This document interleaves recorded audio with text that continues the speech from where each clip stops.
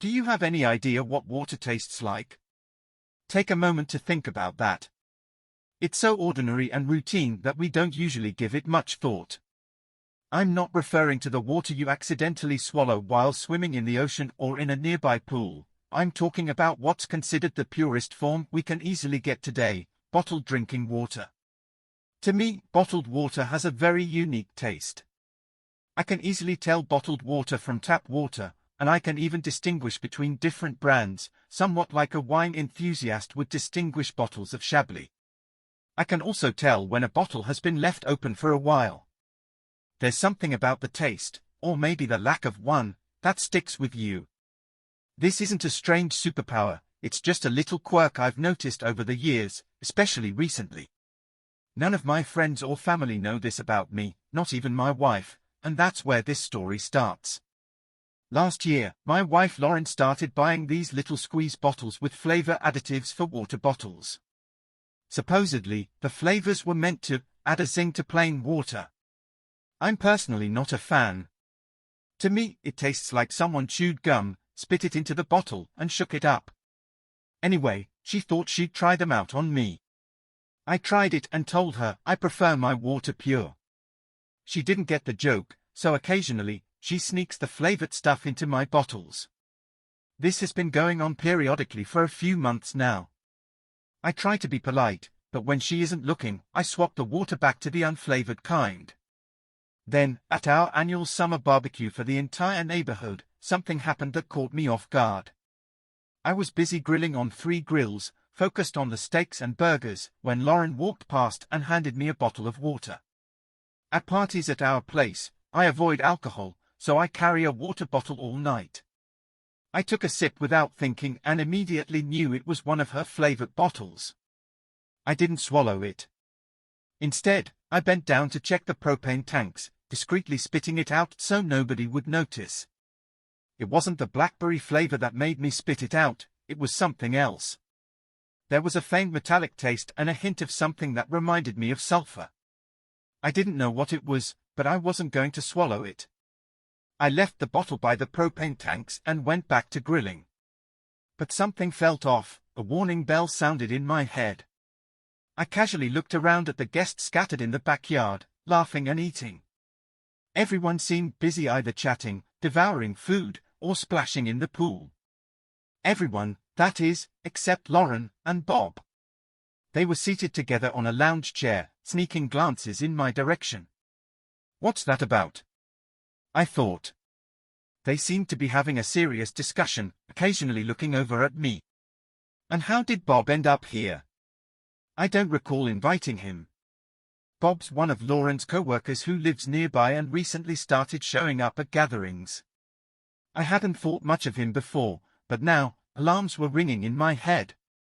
Once the steaks were served and the hamburgers laid out on a platter at the picnic table, I turned off the burners and closed the grill lids. Lauren was watching me. I caught her eye and motioned toward the kitchen door. Inside, I grabbed a bottle of water from my private stash. Twisting off the cap, I immediately noticed it had already been opened. I sniffed it and detected the same metallic and sulfur taste. Maybe it's just a bad batch? I thought. I put the bottle on the counter and turned to face my wife. "What's up, Chuck?" she asked with that sweet, slightly crooked smile. "Oh, nothing. Just restocking. I think we've got a bad batch of water, tastes funny." "Oh, I don't see how that's possible. Maybe you ate something that left a taste. What did you do with the one I gave you?" Thinking fast, I made up a harmless little lie. "Oh, I finished it. Just came in for another." She smiled, ran her fingers through my hair, and looked me right in the eyes. "All right," she said, picking up the bottle I'd left on the counter and handing it back. "Take this and head outside. Keep an eye on our guests, and I'll tidy up here."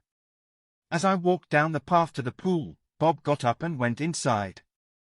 I noticed because that alarm in my head was ringing louder, and every time I looked his way, it seemed to grow even louder. Something was definitely up, but what? I made my way through the crowd of friends and toward the side door leading to our bedroom. Inside, I heard voices right behind the door, either in the hallway or bathroom. It was Lauren and Bob. I crept up to the door and listened as quietly as possible. "I don't know," Bob said. "The guy who gave it to me said it works differently for everyone. Some feel it instantly, and for others, it might take an hour or two. Just be patient." "Well, I'm too damn eager to wait," Lauren replied. "I want your pants off right now." "Damn it, Lauren, don't ruin this moment. After the guests leave, we'll have our own time. Be patient. This is what you wanted, to be with me while your husband sleeps next to us. And I still don't get it, he's always been good to you." "Yeah, he's a good husband, but he's just too vanilla, too predictable in bed. I want a little excitement, a little danger, without risking all I've worked for.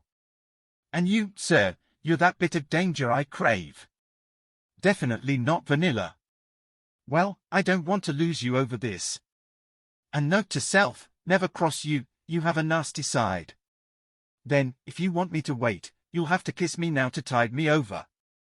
Silence fell, followed by a moan I recognized all too well, usually at night. A wave of sickness surged through me. My heart beat faster and faster, my insides were burning, and scenes flashed in my mind like a poorly dubbed film. Memories replayed from the moment I first saw Lauren in our European Lit class to now, all echoing the same line, "I want your pants off now."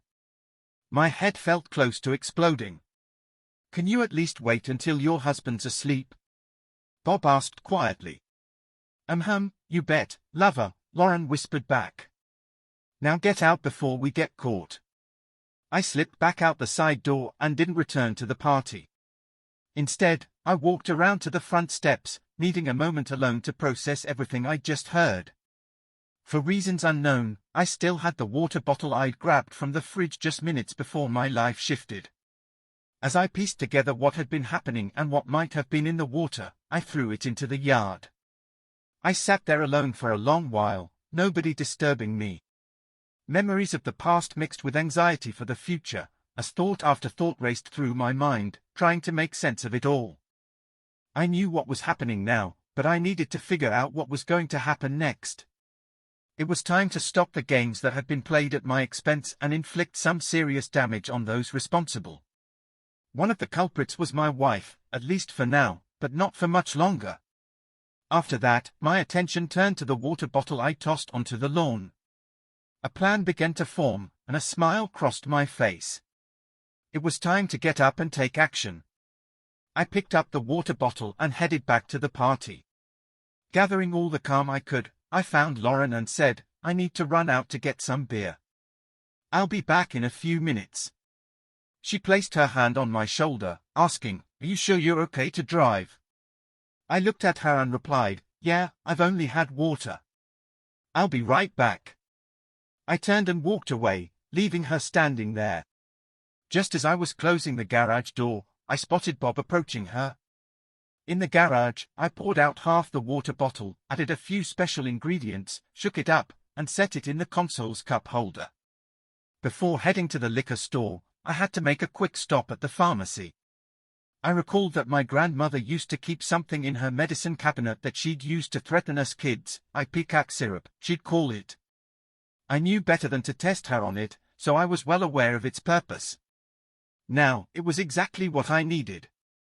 Once I reached the liquor store parking lot, I took a sip from the water bottle and swirled it around in my mouth. Without swallowing, I spat it out onto the front seat. Then I grabbed my new purchase, walked to a trash bin near the building, and drank half of it, tossing the rest in the dumpster. My stomach churned as I stumbled into the store, barely keeping my balance. By the time I reached the counter, it felt like a volcano had erupted. Everything I'd eaten in the last 24 hours was suddenly covering their once clean floor. I collapsed in a trembling ball. The vomiting continued, and the clerk tried to weave around the mess to check if I was still breathing. He eventually gave up and called 911 as soon as he heard me groaning. One of our town's best officers arrived even before the ambulance. She likely thought she was walking in to find a drunk passed out in a liquor store. But when she saw my convulsing body, she quickly changed her tune, or at least, I imagined she did while lying there. "Sir, can you hear me?" she yelled into my ear. What happened? Did you drink too much?" "No, only water. My wife gave it to me. In the car." And just then, I vomited in her direction, though she dodged just in time. I watched as the officer took the water bottle from my car while the paramedics loaded me into the ambulance and sped toward the hospital. Once there, they ran countless blood tests and emptied what was left in my stomach.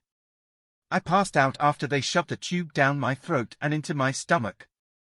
A while later, I awoke to the officer, along with who I assumed was the doctor, standing beside my bed. "Huh? Where am I?" "Mr. Berry, I'm Officer Park, and this is Dr. Vodohovitz. We'd like to ask you a few questions." "Yeah, I think I can manage. I feel a bit dizzy, though." "What happened?" "You passed out at ABC Liquors, sir. Do you remember being there?" "Yes, I was there to get some beer." "And how much did you have to drink today?" "Nothing. When we host barbecues, I stay sober in case I need to drive guests home. All I've had are a couple of water bottles my wife gave me. That's it, honestly." "Are you certain?" she asked. "Absolutely. Oh, and maybe a few bites of a hamburger." "All right, I think we have a problem. I'll let Dr. Vodohovitz explain the rest," she said. The man in the white coat took over. "Mr. Berry, the water bottle taken from your car contained a blend of a sedative called triazolam, strychnine-based rat poison, which can be bought at nearly any hardware store, and digitalis purpurea, also known as foxglove. The doses were high enough to trigger the seizure you experienced, and had you not been brought here immediately, you likely would have died within minutes. We'll need to keep you here a few days to ensure no neurological or organ damage was caused by ingesting this toxin combination. For now, you'll receive 4 fluids to clear what remains. If you notice anything unusual, please tell the nurse immediately. And, Mr. Berry, you're lucky," he added. "Your body's reaction expelled the toxins, or we wouldn't be having this conversation right now. This combination of poisons doesn't seem accidental. Someone did this deliberately." The room grew tense with silence. Officer Park stepped out to answer a call, and the doctor smiled as he patted my hand, then left. I turned away from the door, smiling, though my smile faded when I thought about Lauren. When Officer Park returned, she looked concerned. "Mr. Berry, I just spoke with an officer who went to your house to question your wife. Once he informed her of what happened, she ran into the yard, screaming at one of your guests, Mr. Robert Michaels. According to the officer, they began accusing each other of spiking your water. The altercation quickly turned physical, and officers had to intervene. After calming down a bit, both were taken to the station. We'll question them to understand their involvement, and depending on their statements, charges may be filed. The individual responsible for this is in serious trouble. Attempted murder charges could be filed. But for now, focus on following the doctor's orders and getting some rest. Here's my card if you have any questions or recall anything. The water here, I've been told, is safe to drink. Good night, sir." I didn't have a good night. But I did feel better. Lauren and Bob received 3 to 5 years in state prison for second-degree assault. I requested leniency from the district attorney, not out of revenge, but to serve justice. They accepted a plea deal, avoiding second-degree attempted murder charges. They might be out in 2 years with good behavior. The individual who sold Bob the sedative received a year of probation with an ankle monitor. Bob's wife filed for divorce after the sentencing.